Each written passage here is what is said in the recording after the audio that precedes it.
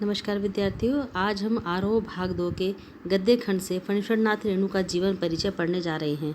फणीश्वरनाथ रेणु का जन्म 4 मार्च सन 1921 औराही हिंगना जिला पूर्णिया, जो कि अब अररिया कहलाता है, बिहार में है। इनकी प्रमुख रचनाएं हैं मैला आंचल, परती परिकथा, दीर्घतपा, कितने चौराहे, ये सभी इनके उपन्यास हैं। ठुमरी, अगिनखोर, आदिम, रात्रि की महक, एक श्रावणी, दोपहर की धूप, ये इन सभी इनके कहानी संग्रह हैं। ऋणजल, धनजल, वन तुलसी की गंध, श्रुत अश्रुत पूर्व, ये सभी इनके संस्मरण है। नेपाली क्रांति कथा, ये इनका रिपोर्टाज है। तथा रेणु रचनावली, जो कि 5 खंडों में समग्र रूप से संकलित है, ये सब इनके रचनाएं थी। इनका निधन 11 अप्रैल सन 1977 पटना में हुआ।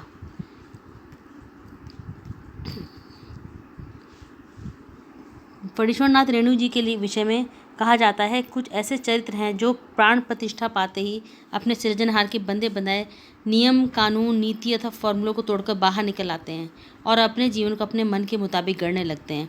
वास्तव में हिंदी साहित्य में आंचलिक उपन्यासकार के रूप में प्रतिष्ठित कथाकार फणीश्वरनाथ रेणु का जीवन उतार चढ़ावों और संघर्षों से भरा हुआ था। साहित्य के अलावा विभिन्न राजनीतिक और सामाजिक आंदोलनों में उन्होंने सक्रिय भागीदारी की। उनकी यह भागीदारी एक और देश के निर्माण में सक्रिय रही, तो दूसरी ओर रचनात्मक साहित्य को नया तीव्र देने में सहायक रही है। 1954 में जब उनका बहुचर्चित उपन्यास मैला आंचल प्रकाशित हुआ, जिसने हिंदी उपन्यास को एक नई दिशा प्रदान करी, हिंदी जगत में आंचलिक उपन्यासों पर विचार विमर्श प्रारंभ हुआ, वो मैला आंचल के बाद ही हुआ।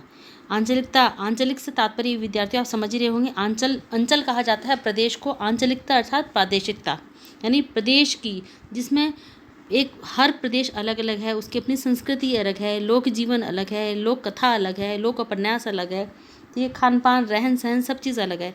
तो जो आंचलिक सत्ता से भरी पूरी चीज़ें होती हैं, उसका तात्पर्य होता है कि उस प्रदेश विशेष की विशेषताएं उनके लेखन में दिखाई देना। तो आंचलिकता की अवधारणा ने उपन्यास और कथा साहित्य में गांव की भाषा, संस्कृति और वहाँ के लोक जीवन को केंद्र में लाकर खड़ा कर दिया। लोकगीत, लोकोक्ति, लोक संस्कृति, लोक भाषा एवं लोक नायक की इस अवधारणा ने भारी भरकम चीज़ और नायक की जगह अंचल को ही नायक बना डाला।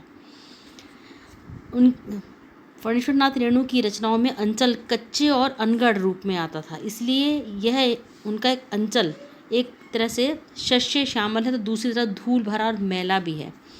स्वतंत्रता के पश्चात भारत में जब सारा विकास शहर पर केंद्रित होता जा रहा था, ऐसे में रेणु जी ने अपनी रचनाओं से अंचल की समस्याओं की ओर भी लोगों का ध्यान खींचा और उनकी रचनाएं इस अवधारणाओं को पुष्ट करती हैं और भाषा की सार्थकता बोली के साहचर्य में भी रही हैं।